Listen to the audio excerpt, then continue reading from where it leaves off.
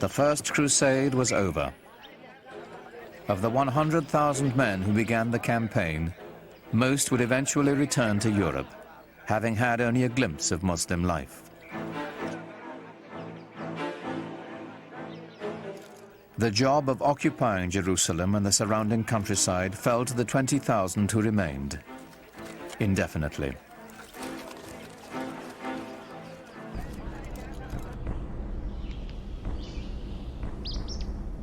To secure their occupation, the intruders did here what they had done in Europe.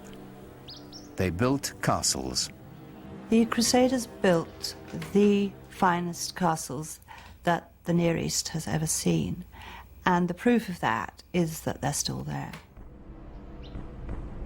When everything else may have faded away, the Crusader castles remain a living testimony to their presence. And Crac des Chevaliers in Syria is the Crusader castle over them all.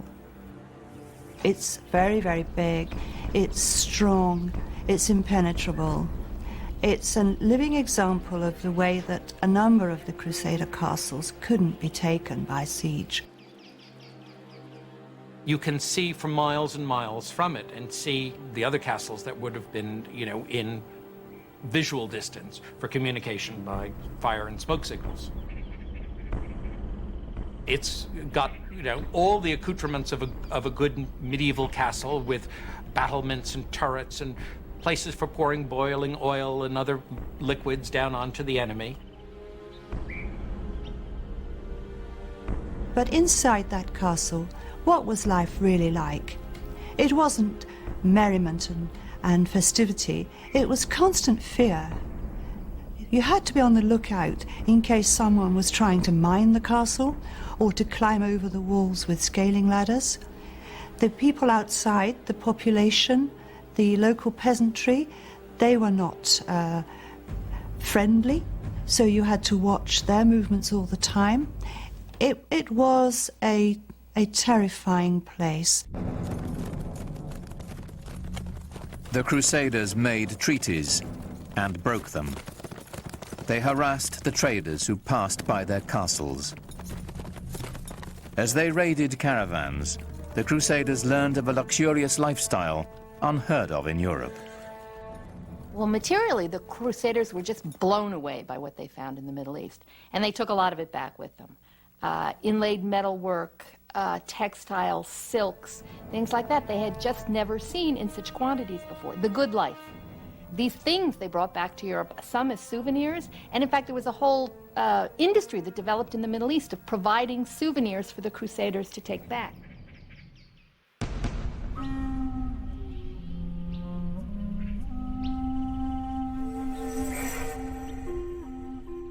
It is perhaps a Western bias to imagine the Crusaders were a decisive force in world events, devastating to the Islamic culture and trade.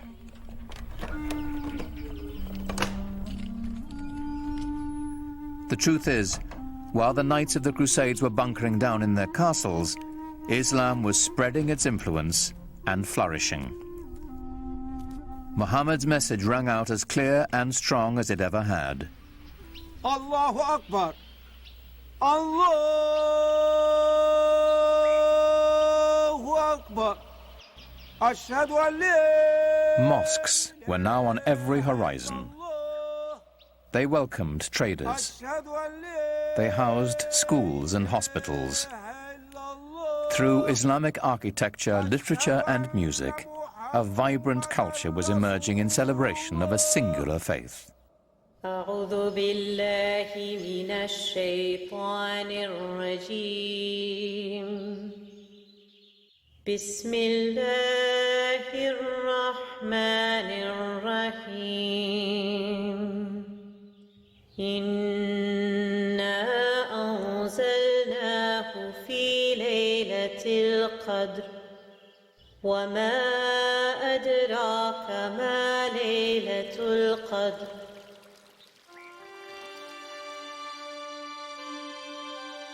Faith had launched an empire.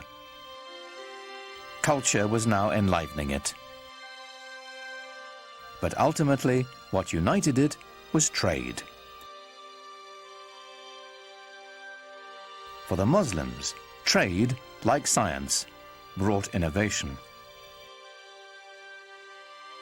Business was expedited by a revolutionary concept called the sak, a cheque that could be written in Spain and cashed in India.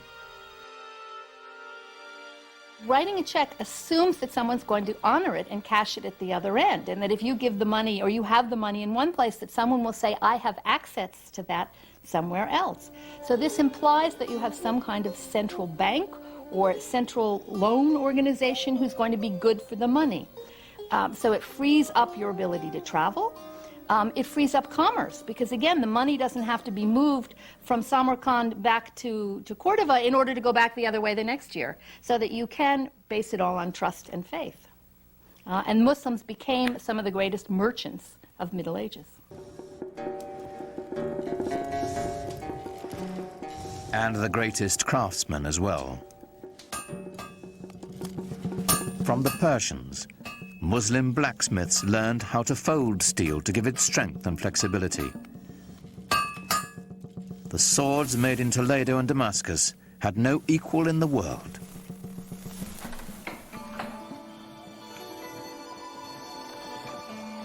But the economic backbone of Islam's expanding wealth was textiles. The demand for the products of Muslim looms was enormous, for cashmere, cotton and silk. Textiles were simply the gas and steel industry of medieval times, because you have to think of textiles not only as growing the plants, but making all the dyes, and it was the dyes that were particularly expensive and imported the farthest. And then you need all the fixtures and mordants and equipment for looms, and then you need to transport these textiles. So collectively, the industry of making and transporting textiles was the mainstay of the economy.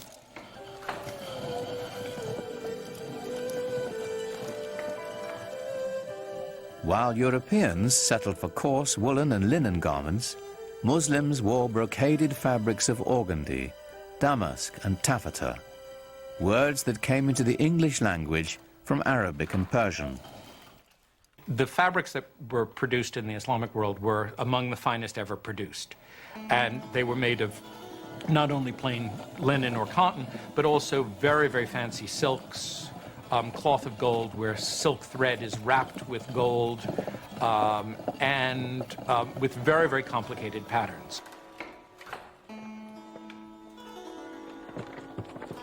These complex patterns were coveted by wealthy Europeans and the church as well. When the Christians needed a cloth worthy of wrapping the bones of their saints, the choice was obvious. They looked to a Muslim loom. But sometimes the fabrics were trimmed with decorative Arabic text from the Holy Quran. And so the words of the Prophet sometimes appeared in shocking proximity to Christendom's holiest icons.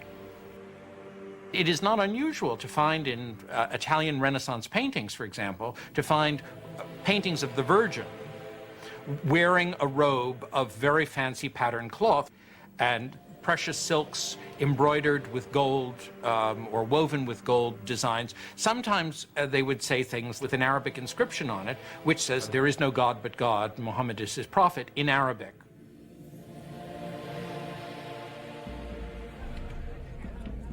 After almost 100 years of broken treaties and sporadic fighting, the Muslims reached a turning point in their struggles against the Crusaders. It came in the person of one of Islam's most celebrated figures. His name was Salah ud-Din, but the West would remember him and come to revere him as Saladin.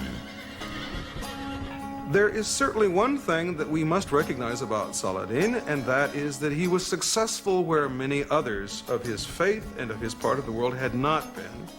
That he possessed one unusual feature, in addition to his intelligence and his robust physical strength. He certainly seems to have been a great inspirer of his military followers.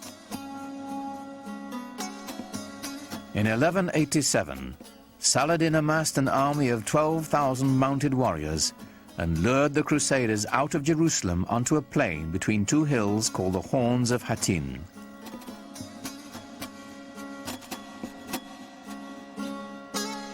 On the evening of July 3rd, after a long march, the Crusaders camped on a barren hillside. There was nothing but a waterless terrain. And we're talking about July, we're talking about the Middle East, we're talking about incredible heat and no water. As dawn approached, Saladin's men set fire to the tall grass, and a strong wind carried the flames into the Christian encampment. And very soon they found themselves surrounded, as in the Muslim tactic, by their enemy, and panic set in.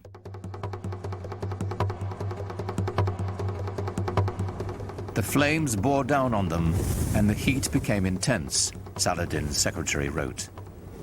The people of the Trinity were consumed by the fire of flames, the fire of thirst, and the fire of arrows. The army of the Crusaders was totally decimated. The victory at Hattin was a real turning point for Saladin. It meant that he could then proceed to take Jerusalem later on that year. 3 months later, Saladin entered Jerusalem. For the first time in almost a century, the call to prayer floated over the holy city once again. Allahu Akbar. Ashhadu an la ilaha illallah. Ashhadu an la. And yet, remarkably, Saladin leveled no retaliation against Christians or their holy places. In the Church of the Holy Sepulchre, Mass was celebrated as usual. Saladin also decreed that Christians who wished to could leave the city with their property. Those who chose to stay would be allowed to worship freely. When his reputation reached Western Europe of the way he had behaved in Jerusalem over the conquest, he gradually became the most famous Muslim of all time. Saladin's victory did not put an end to Western aspirations in the Near East. Other crusades would follow, though, as with the first, they would hardly have an impact on the larger Islamic culture. The Crusaders would eventually be driven from their citadels along the coast and return to Europe. Their only lasting legacy, a few abandoned castles. But the returning Crusaders found themselves changed by their contact with Islamic culture. The long-term impact on European life would be profound. They were just amazed by the material culture that they found there. I mean, the quality of the merchandise, the quality of the goods was far better than anything they could find at home, and they brought it home with them. They came back, for example, with a taste for highly spiced food. They imported pepper and cinnamon and other Oriental spices because their taste buds had been whetted by a different cuisine. We know that they found out the delights of using soap when they were in the Middle East, and it would appear that that caught on back in Europe. After the Crusades, many Europeans were far more open to the ideas of what was going on to the East, what was happening in other parts of the world. They simply couldn't be as insular as before. Lots of people were open to, well, what's out there? Let's explore this. Let's see this. New intellectual thoughts. Let's see what these people are writing. Let's learn languages. This is when people start to learn Arabic slowly in the West. As the barrier of language dissolved, ideas born in the great Muslim cities began to filter into Europe, ideas that would forever change Western thought. The great Italian theologian Thomas Aquinas used the writings of the Muslim philosopher Averroes to justify the clear separation of faith and reason, a Muslim ideal that formed the basis of all scientific inquiry and led to the European Renaissance. Averroes himself appears in Raphael's classic Renaissance painting of great Western thinkers. Here, alongside Plato and Aristotle, stands a vivid reminder of the debt the world owes Islam. The scope of Islamic civilization has now reached levels which certainly were not accomplished by any other civilization, known civilization of the world. It actually unified parts of our globe in ways that had not been witnessed before. But this golden age of Islam was not to last.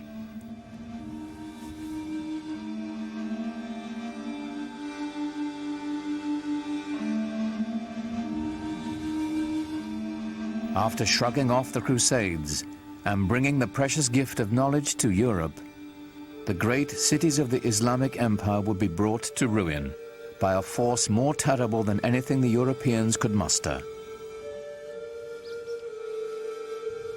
Their libraries destroyed, the wealth plundered, the empty cities stood mute in the aftermath of a devastation that descended upon them not from the west, but from the east. It's known as the Mongol catastrophe.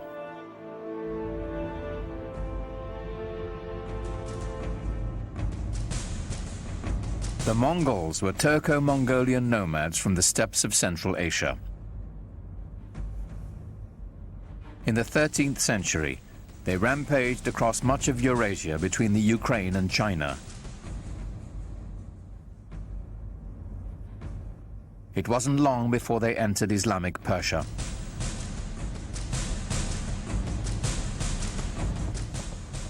To the cultured, urban Muslims, these guys were a bunch of savages. When you entered the Mongol army, you came with yourself and 3 horses, and you lived off the horses. First you drank their blood, and then when you moved far enough away, you killed them, you slaughtered them, and you ate their meat. And that's why they could go so far and survive so long. Terror was the Mongols' principal tactic. One of the local Iranian leaders foolishly decides to kill off the emissary that the Mongols have sent. And in doing that, he evokes the anger of the Mongols, who want to use him as an example. And they use this retaliatory technique often of killing off entire towns, wiping them out as examples. And so they build these fantastic towers of skulls where they pile up all the dead bodies as an example, and then all the other towns around immediately give way.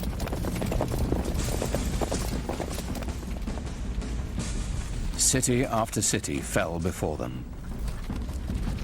It was only a matter of time before they reached the center of Islamic power.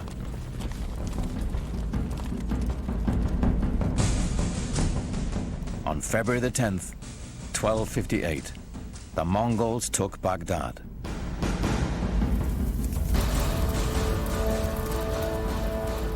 According to the Arab chroniclers, the Mongols put Baghdad to the torch and killed 10,000 inhabitants. Mosques and libraries, the collected knowledge of centuries, were all set ablaze.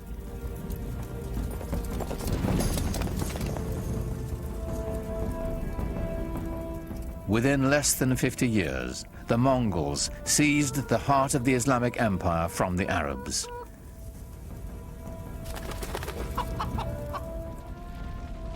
Islamic civilization seemed poised for destruction, lost to posterity. But then something remarkable happened. While the consensus of opinion is that Mongols were a devastating force, I personally feel that they also had a very positive effect on Western Asia and the world of Islam. They opened the world tremendously. Allah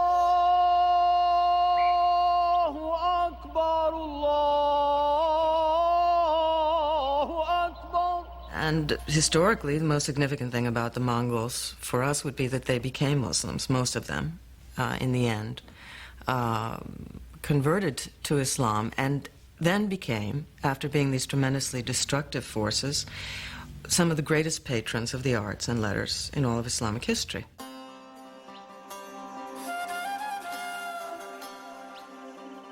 The conversion and its lasting effect was extraordinary. Within a decade, the Mongols had gone from building towers of human heads to building mosques glorifying God.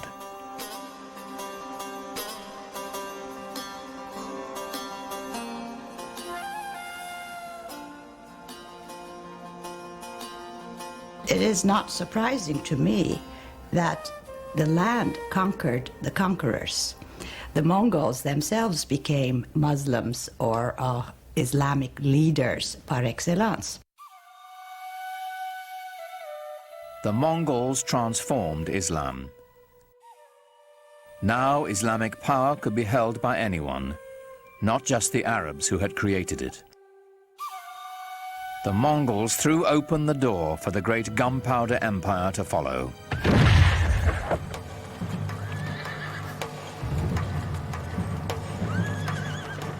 The empire of the Ottoman Turks.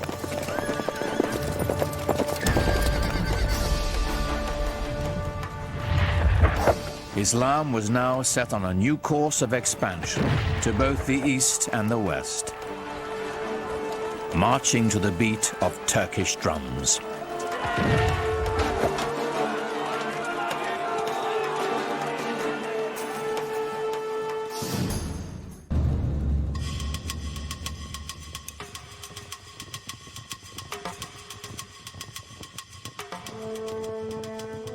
The Ottoman Turks began as a nomadic people from the steppe beyond the Aral Sea. For centuries, they had wandered present-day Turkey, looking for new pasture lands.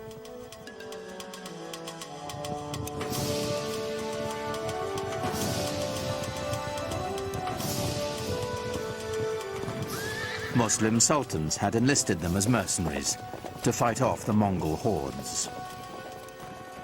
But in the upheaval following the Mongol invasion, the Turks began to stake out their own territorial claims. From their ranks emerged a warlord of legendary ambition. His name was Osman Bey. It's said that Osman had a miraculous dream of a magical tree whose many branches foretold his siring a powerful lineage. One wonders how much of it is truth, how much of it is legend. It makes a lovely story. And miracles are always more easy to digest than reality. I don't think he realized that he was setting up such a fantastic dynasty, a dynasty that was to rule the crucial link between 3 continents. The followers of Osman became known as Ottomans. They considered themselves warriors for the faith, or Ghazis, whose destiny was to bring Islam to the world. Ghazis were somewhat like freelancers who moved the empire forward either for ideology, theology, or for the sake of pure conquest. They were probably very brave, never thought about themselves or any harm that could come to the group by going into dangerous conditions. But it made the Ottoman Empire almost fearless, going into regions that nobody had been there before. For the early Ottomans, the direction of expansion would always be to the west, for good reason. They could not expand to the east or to the south because those were controlled by their brothers, the Turkoman emirs, the Muslims, and a Muslim should not be fighting against a Muslim, so they said at the time. So the only place he could expand was towards the Christian territories westward. Osman's warriors moved to the north and west across the Anatolian plateau, into territory controlled by the traditional Christian power in the area, the aging Byzantine Empire. By Osman's time, the 1,000-year-old Byzantine Empire was reaching the end of its age, dwindling to an isolated stronghold in Eurasia.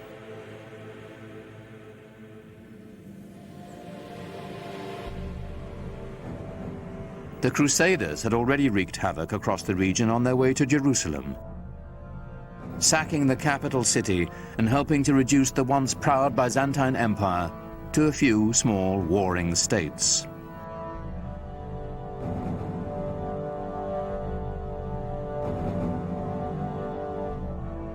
The Ottomans quickly overran these splintered Byzantine factions, uniting northwestern Anatolia into a single domain. In 1326, the Ottomans took the powerful Byzantine city of Bursa, a victory that would change the character of the Ottoman Turks forever.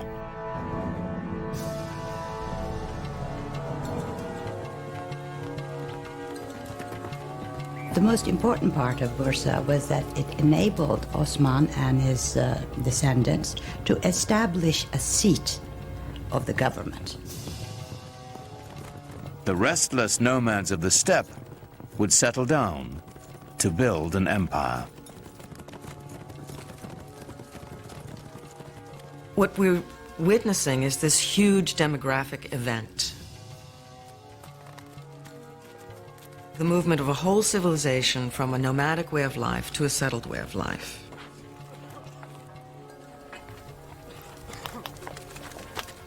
Now, when the Ottomans took Bursa and set it up as their capital, they were very concerned to establish themselves as the rightful standard bearers of Muslim civilization.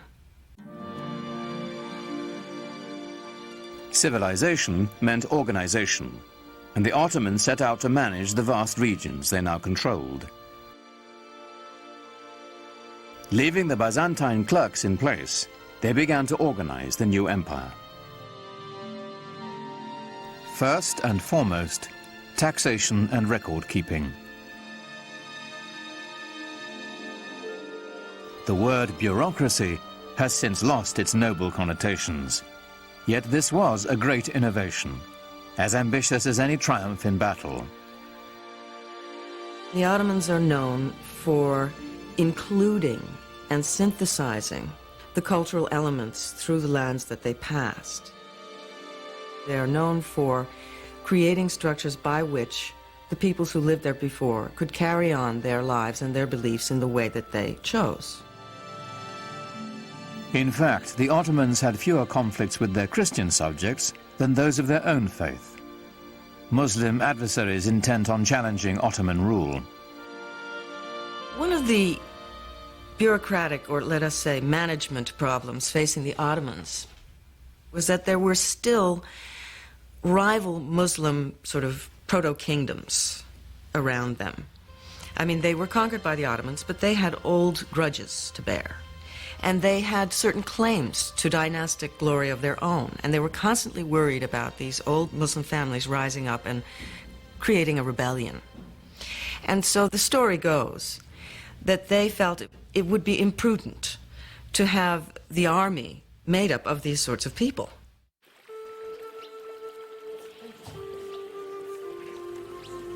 And so they wanted to recruit children who were not connected with any rival Muslim family. And so they went into the Balkans and they recruited primarily Christian children. This practice was called devshirme.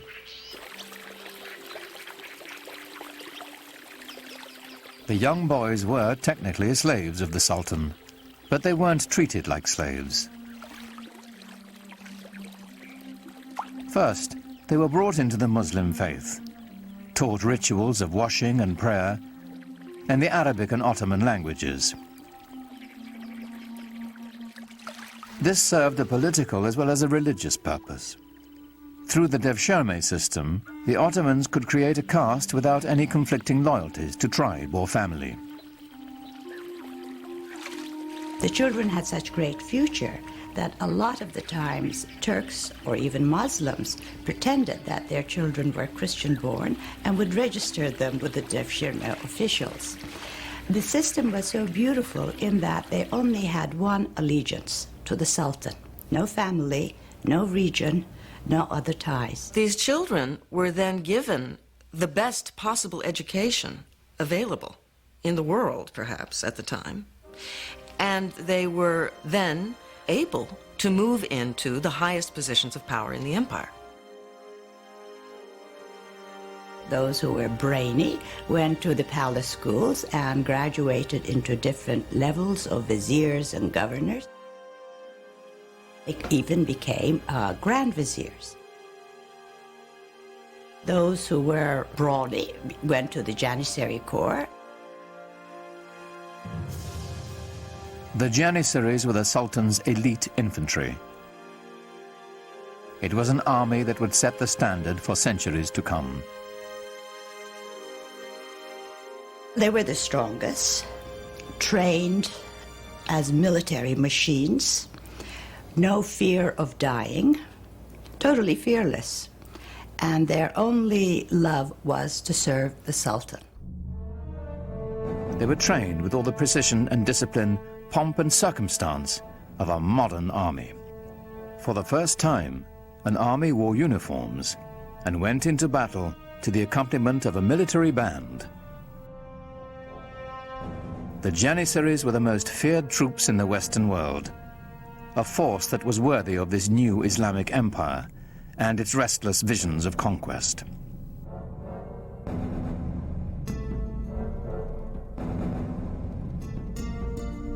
By the middle of the 15th century, the Ottoman Empire spread from present-day Turkey, known as Anatolia, deep into the Balkans, with one critical exception. It must have galled the Ottoman Sultan that with his domains now stretching all the way into Asia and far, far into Europe in the West, there remained right in the center of his domains the greatest prize of all, the capital city of Constantinople, the most powerful, the richest, the most magnetic city in the entire world, still in the hands of the dying but not yet dead Byzantine Empire. To the Ottomans, Constantinople's strategic and economic importance was considerable. Its symbolic significance was even greater. It was the city. There was no other city. If you were going to rule that area, obviously you would rule it from that city.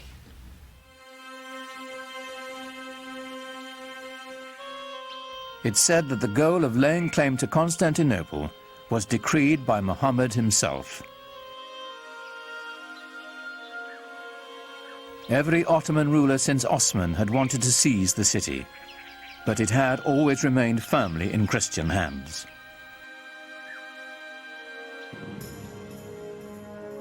Then a sultan came to power whose dreams of conquest would not be denied.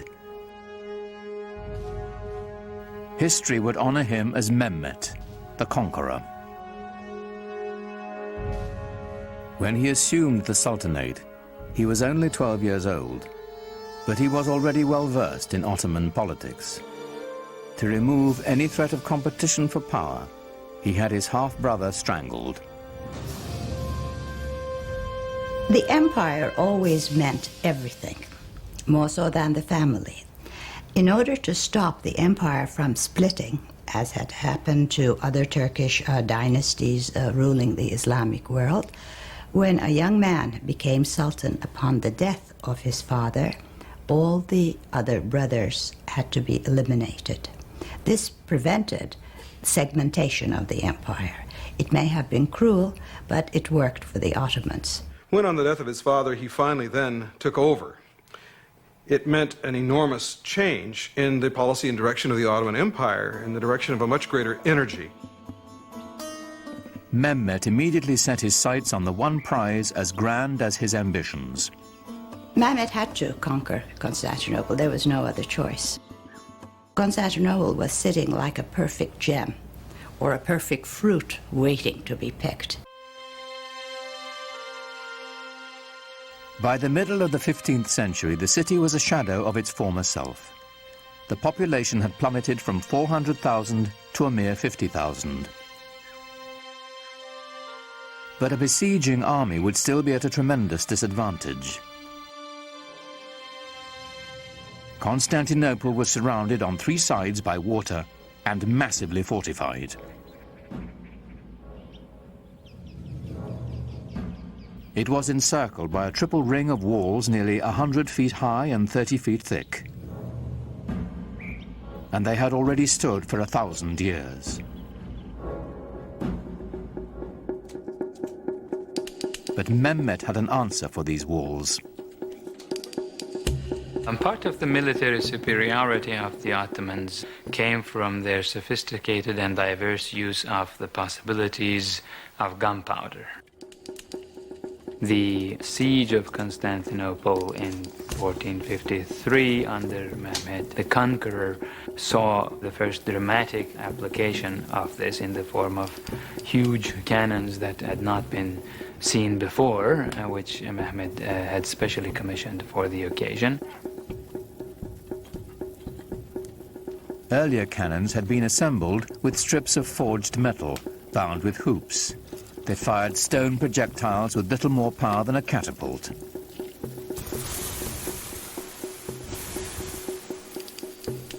A new breed of cannons could be cast of solid bronze and packed with enough gunpowder to propel metal cannonballs with staggering force. But Mehmet was not staking his hopes on cannon alone. The mile-wide channel of the Bosphorus Strait was all that connected the city to the Black Sea. If he could cut it off, Constantinople would be at his mercy.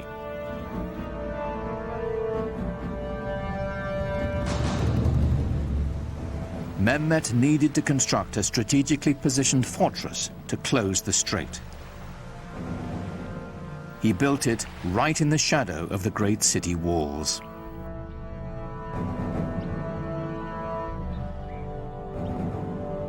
It took less than 4 months to build a massive 7-towered citadel called Rumeli Hisar.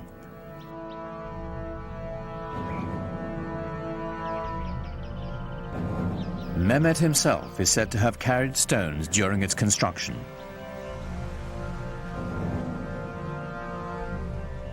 No sooner was it completed than he tightened his noose around the neck of the Bosphorus. The first ship to defy his orders to stop was sunk, its crew decapitated and its captain impaled on the castle walls.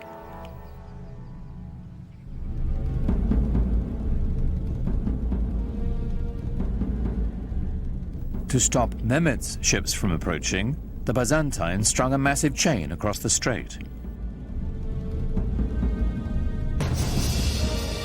On April 22nd, 1453, the besieged city watched in horror as Mehmet's troops hoisted 70 of his ships ashore, sliding them over land on greased planks past the barrier chain.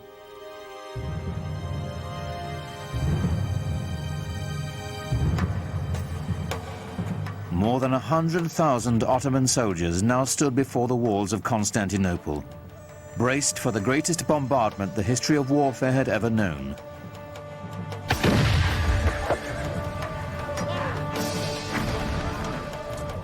Under relentless fire, the city's 7,000 Christian defenders held out for nearly a month. In desperation, the Byzantines who occupied the city appealed to their fellow Christians across the continent for help. But of course, Europe in the 15th century was completely incapable of mounting any kind of a concerted opposition to the rising Turkish threat in the east.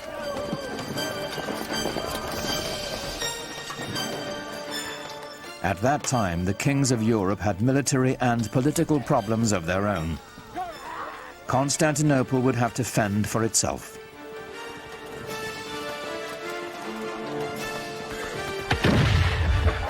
Shortly before dawn on May 29, 1453, the Turkish army breached the walls of the city. Within hours, Constantinople was in the hands of the Ottomans. Mehmet rode into the city and went straight to its most celebrated prize, the magnificent church of Hagia Sophia. Built by the Emperor Justinian in the 6th century, its name meant the Church of Holy Wisdom. It was the largest enclosed space in the world. Surely other groups of Muslims and the Ottomans themselves had come across many, many churches. They had seen churches before. But they had never seen anything, nobody had ever seen anything like Hagia Sophia.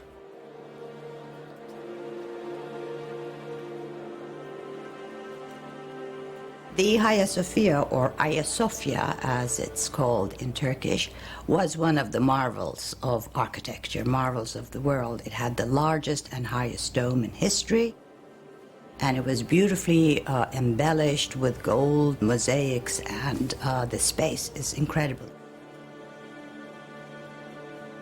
For Mehmet, it was a great booty. Inside the church, a Turkish voice rose, proclaiming in Arabic the first pillar of Islam. There is no God but God. Muhammad is his messenger.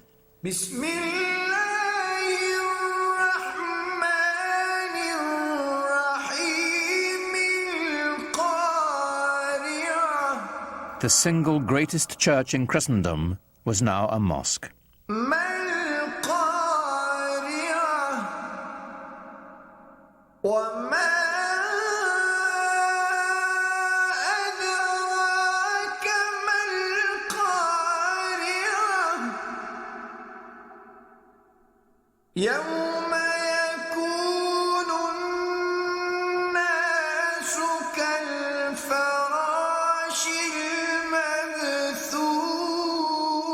The Hagia Sophia became the inspiration for all Ottoman domed mosques to come. But none would ever match its size and scope, and it belonged to Mehmet the Conqueror.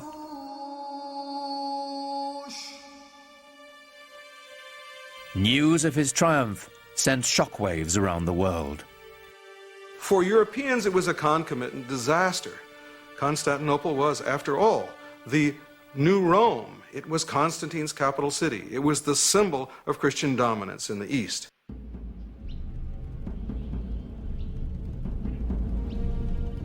The Ottoman rulers had long stacked up titles for themselves. Khan, which is Turkish for emperor.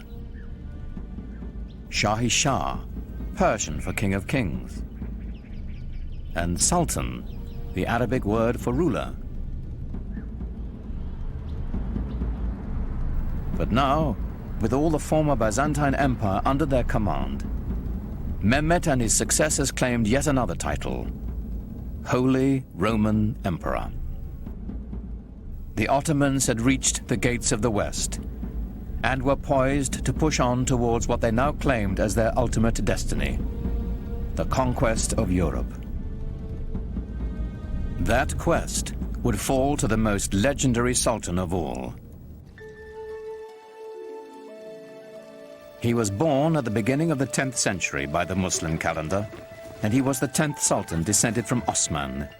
He was a child of destiny, whose greatness was expected. In the parlance of the day, he was the Sahib Quran, the universal ruler, the master of an auspicious conjunction, whose coming has been foretold, whose identity is confirmed astrologically. His name was Suleiman, after Solomon, the wise king of the Old Testament. The Ottoman Empire would reach its apex under Suleiman's reign. Suleiman was extremely well educated. He was trained to the Sultanate from the day he was born. As a young prince, he formed a relationship that would have a tremendous impact on his life and on the empire as well. And when he was still a crown prince, he also developed a great friendship with a convert, a Greek convert who took the name Ibrahim. The two were very close in age and apparently very close in other ways. personally, intellectually educated together to a certain extent. And as was common practice, when Suleiman acceded to the throne on the death of his father, he took his faithful Ibrahim with him to Istanbul. Suleiman was 26 when he took the throne, determined to make his mark on the world as soon as his ministers would let him. In his early years, Suleiman had to contend, for example, with grand viziers and generals who simply refused to obey him. Feeling, apparently, that here was a 26-year-old kid who had never seen very much in the way of action and hadn't done very much to show that people ought to, in fact, obey him. The way to prove his mettle was on the battlefield. Every new sultan was expected to begin his reign by expanding the empire. Ottomans now controlled Kurdistan, Egypt, and the holiest cities of Islam, Mecca and Medina. Suleiman set his sights on Belgrade in Hungary, the stepping stone to Europe. He was the head of the Ottoman dynasty, and he had certain duties to perform. One was conquest, and the first task Suleiman took upon himself a year after he ascended the Ottoman throne was to head towards Belgrade and capture it. Belgrade was very important strategically because it was from there the army could move further on west. A year later, he turned his ambitions on the island of Rhodes. The tiny island was a troublesome outpost of Christianity in an otherwise Ottoman sea. It was also a haven for pirates, preying on Muslim trade ships.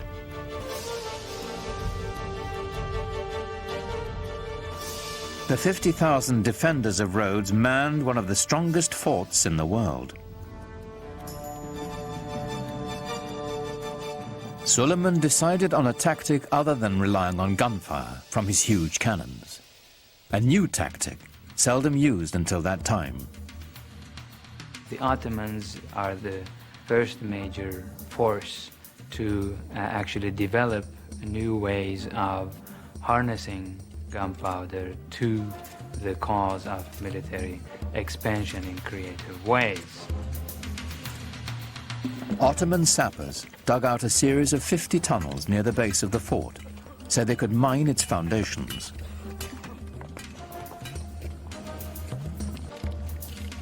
Performing this dangerous work were expendable Christian conscripts from the Balkans.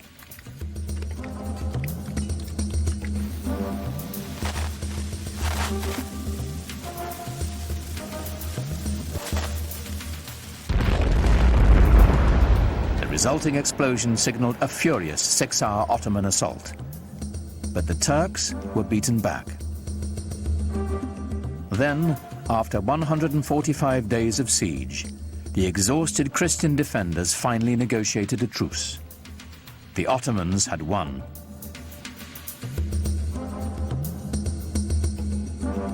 Victory did more than deliver Rhodes to the empire. Suleiman was now a sultan to be taken seriously. His march of conquest had begun.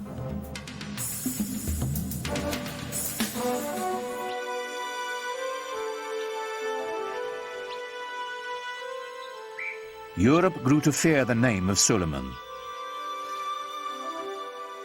But within his own borders, he had another reputation.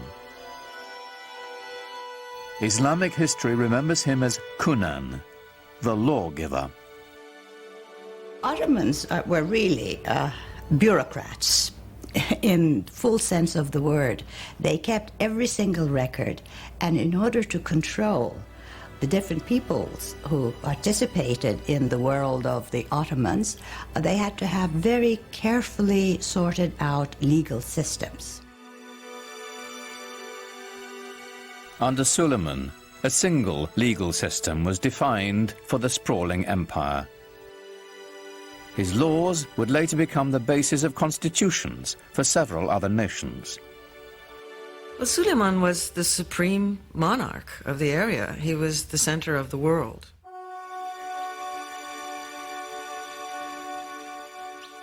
He inaugurated a classical age in Ottoman architecture, commissioning some of the most spectacular buildings the world has ever seen.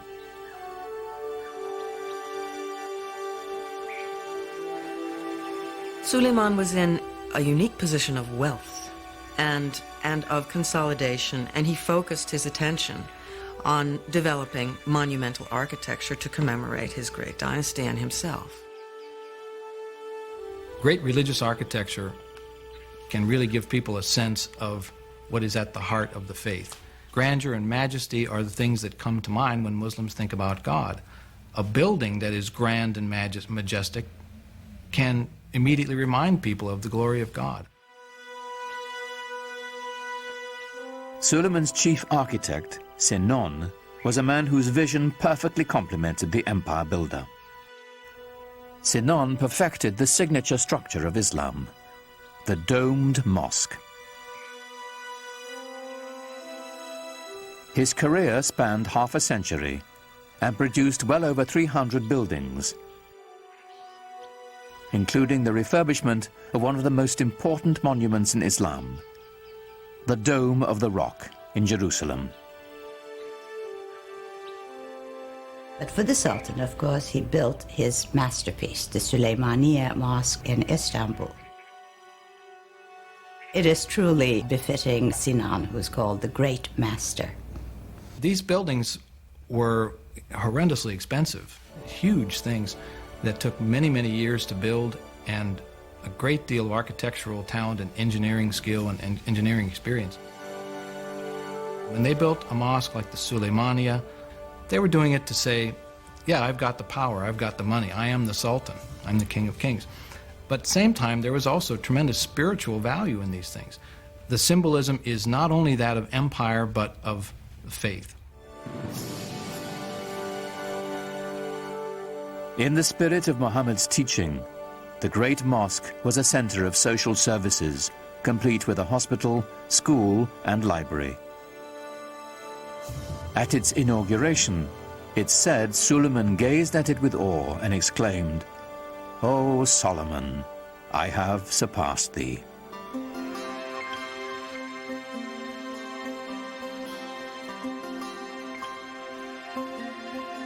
No less impressive was Suleiman's palace.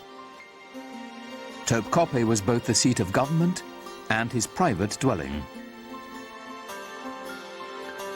Suleiman was also a great patron of the arts. And since the empire was very rich, the best artisans were there. So everything started flourishing. The architecture or the arts of his period show the first golden age of the Ottoman world.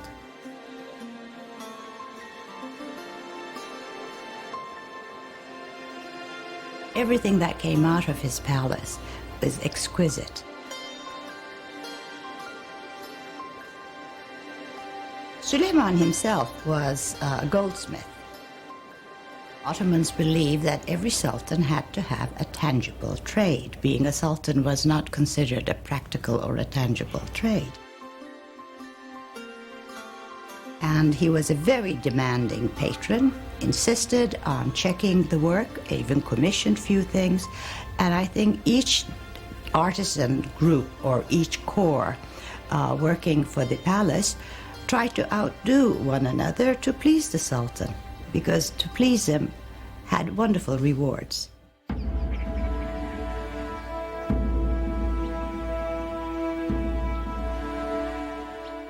And the Ottomans, of course, exercised quite a lot of influence on the European imagination, and the royal and the political, if you will, ceremony and pomp of the Ottomans was such that it would have humbled any citizen of the known world then. This was arguably one of the greatest world empires, and European observers could not walk away without feeling of respect for the sheer power of the Ottomans. In public, Suleiman required that all those around him remain completely silent, while he made his wishes known with the slightest nod or gesture.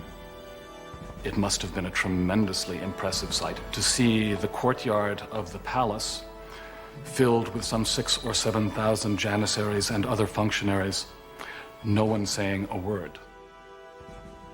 What was going on here was the creation of a sovereignty so mysterious and yet so far-reaching as to be seen as nearly divine. As Suleiman's power grew, his lifelong friend Ibrahim rose in the court structure. And Ibrahim Pasha, who became a Pasha later on, became his devoted Grand Vizier. In fact, Ibrahim married his sister. So they were not only good friends, they were also related.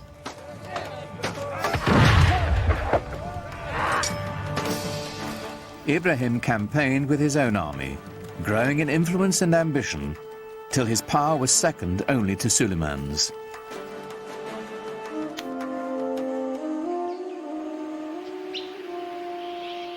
But for power and ambition, the secret world of the Sultan's harem had no equal.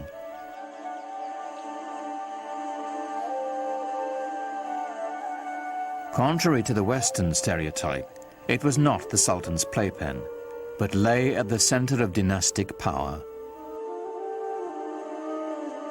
The harem was the private quarters of the Sultan. We tend to think of the harem as where the women live, but what it means is the place where you're not on display. Home is what it means. Islam allowed the Sultan 4 wives and many concubines. It was a system designed to produce heirs, is what it was. When you look into the actual details of how these things were carried out, it was hardly anything terribly erotic. I mean, the Sultan did not have much choice in his selection of female companions.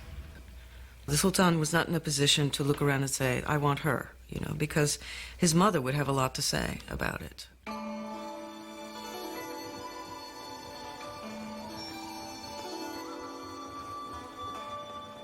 With his first wife, Suleiman had a son and heir, Mustafa.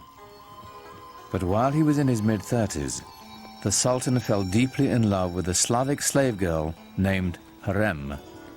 In the West, we know her by a different name, Roxolana. Roxolana would bear him a rival heir and become Suleiman's most trusted confidant.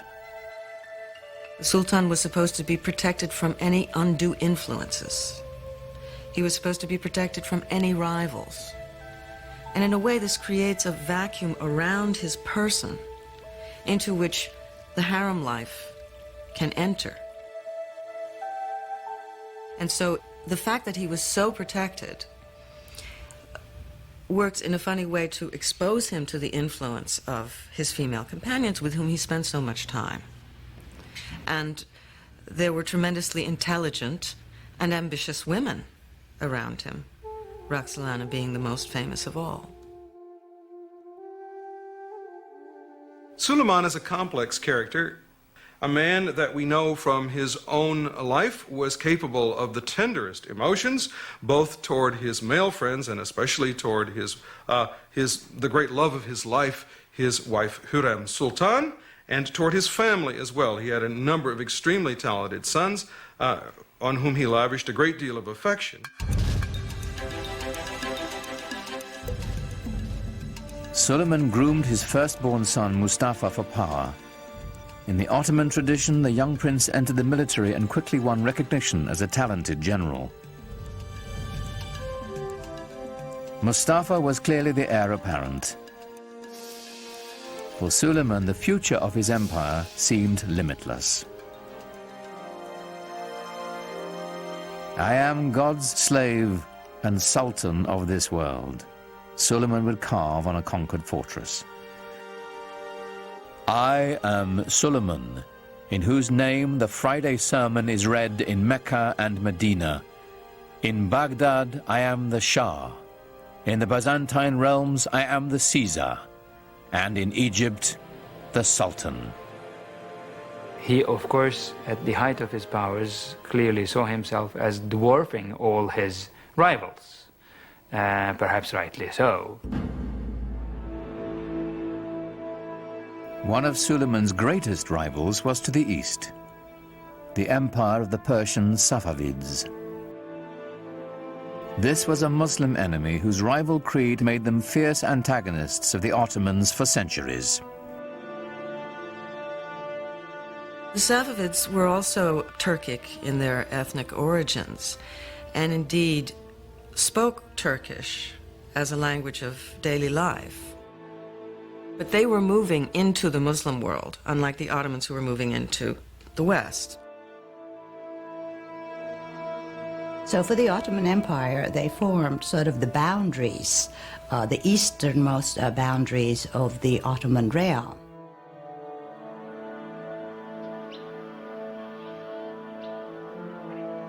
The Safavid dynasty was Shiite Muslims, bitter rivals to the Sunni Ottomans. According to the Shiites, a leader had to be designated by his predecessor and had to be of the family of Muhammad. According to the Sunni view, it was not designation that was necessary, and a person could be a leader of the community without being a direct descendant of Muhammad. This challenge to legitimacy is the basis of the Shiite-Sunni split, a bitter division that still separates the Muslim world to this day. And I would say the Ottomans never really thought of themselves so much as Sunni until the Safavids came forth as this rival Shi'i. So the Safavids developed a rival ideology to the Ottomans, which then became an occasion for war over, of course, what wars are usually fought over. Wars are fought over land, over wealth, over territory, over prestige. And the Safavids waged a war of ideology in eastern Anatolia, which was always for the Ottomans the most worrisome part. The terrain is difficult to conquer, difficult to control. The Safavid military was formidable, but there were cultural rivals to the Ottomans as well. They were great patrons of the arts. I think we know them more for their artistic patronage than of their great conquests and laws and systems and administration. When you look at Isfahan, it is the most beautiful city in the world, and that is the Safavid city, it's the Safavid capital. But it doesn't give you the same sense of power that the Ottoman Empire had or the Ottoman capital had. It's a different sense of power. It's more eloquent, perhaps, more precious in its decoration and its ceremonial spaces. It's a totally different aspect of Islam. Safavi art and architecture is on a finer scale. It's known for its filigree. It's known for its intricate brushwork, you know, rather than for its stunning scale. In the soaring palaces of the Safavid Shahs, murderous intrigues against Suleiman and his dynasty were hatched that would reach into his very household.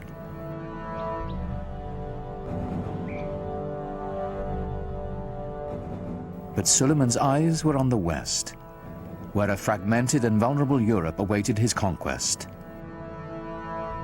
The Ottoman Empire encompassed everything from Egypt to Kurdistan, and he now had Hungary as well. But he had ambitions of going beyond that and actually bringing the larger portions of the world known to him, if not all of it, under his control. Suleiman's next step would be Vienna. Its conquest would drive a dagger into the heart of the European Habsburg Empire and open the way to the West. But as the heavily armed Ottomans set out for Vienna, the weather turned against them. The heavy cannon that had swept the Ottomans to victory after victory bogged down in the mud.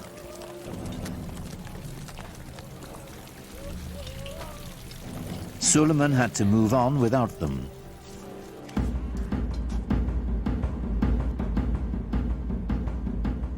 With only light artillery, the Ottomans relentlessly shelled the city. But the smallest breach was ferociously defended. After a lengthy siege, with winter fast approaching, Suleiman withdrew his forces. He was not concerned. He was sure he would return soon enough. He never did. Suleiman's failure to take Vienna was pivotal for Europe. It was the first major defeat after a long time. The Europeans had been losing and losing and losing. And this was the dawn of a new day for Europe. But Suleiman had little to fear from Europe. Rival Muslim Safavids and his own family would bring the cruelest of sorrows to the Sultan, and ultimately to his empire as well. Suleiman, in some ways, serves as a sort of epitome of the 16th century idea of the wise and just ruler who was at the same time a very tragic figure.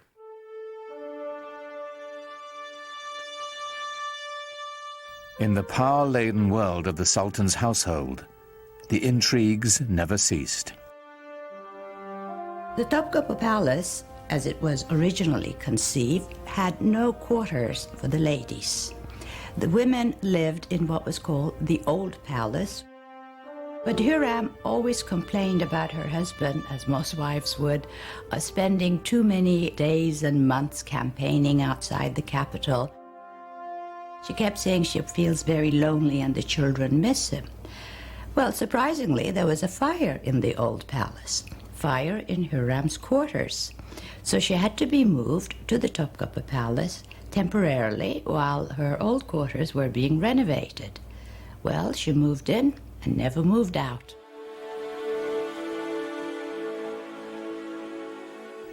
Now Hürrem was at the center of power, promoting her own son as heir apparent and immersing herself in a web of deadly gossip and suspicion. She was incredibly devoted to her husband, and any threat to Suleiman was a threat to her, and she had to get rid of it.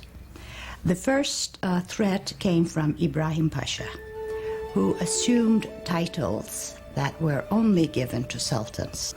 So Hürrem knew something was going to happen eventually, and to protect the empire and the dynasty, Ibrahim Pasha had to go.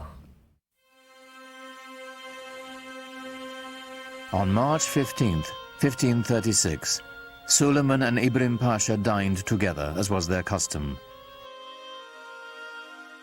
In the morning, Ibrahim's body was found strangled.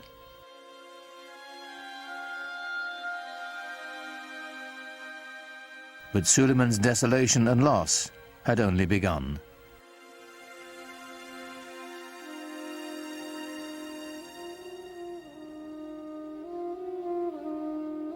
A few years after Ibrahim's death, Hürrem claimed to have uncovered a plot to overthrow Suleiman, devised with Safavid help by his beloved firstborn son and heir, Mustafa.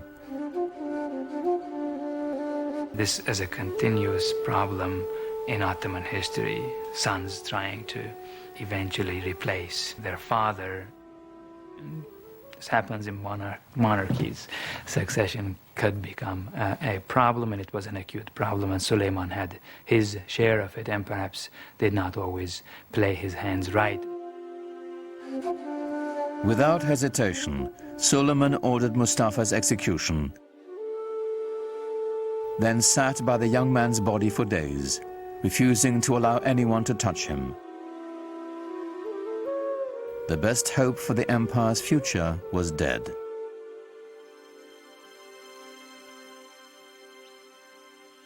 When Hurrem herself died the following year, Suleiman fell deeper into despair, finding solace in his poetry.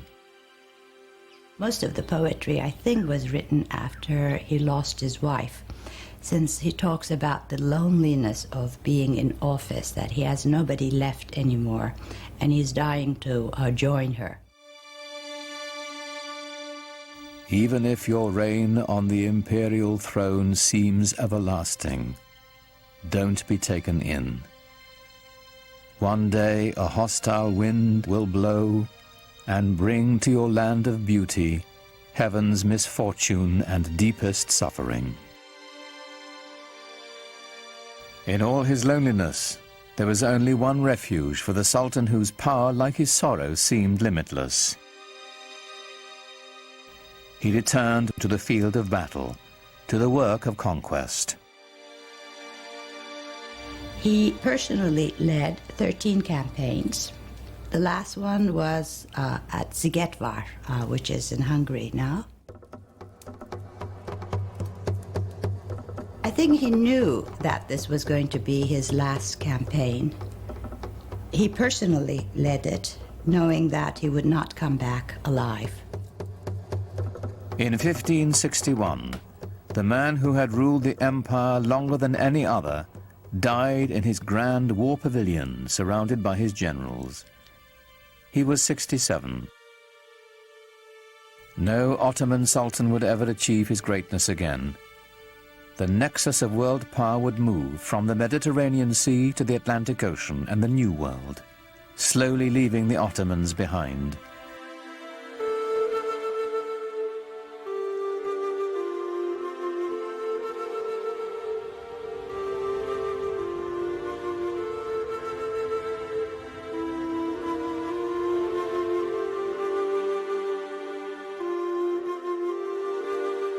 In Istanbul today, the Sufi dervishes still turn with the same prayerful pirouettes they danced in Suleiman's day. It is a meditation in motion, whose mystic origins go back even further, to the time of the Prophet Muhammad.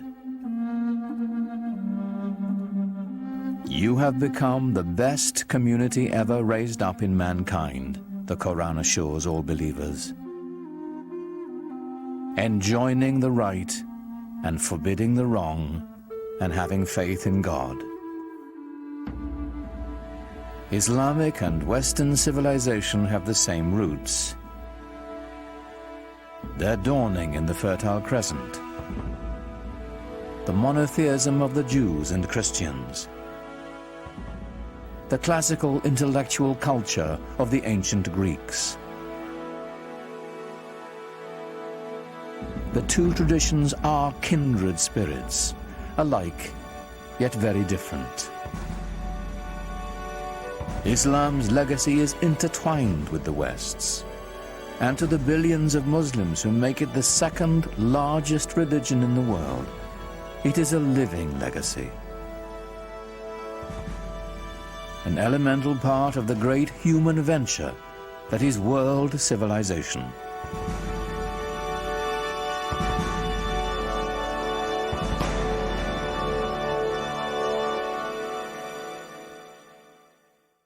Islam Empire of Faith continues at PBS Online. Click through our interactive timeline to learn more about the history and culture of Islam, or take a virtual tour of the Dome of the Rock and other extraordinary sites. It's all online at pbs.org or America Online, keyword PBS.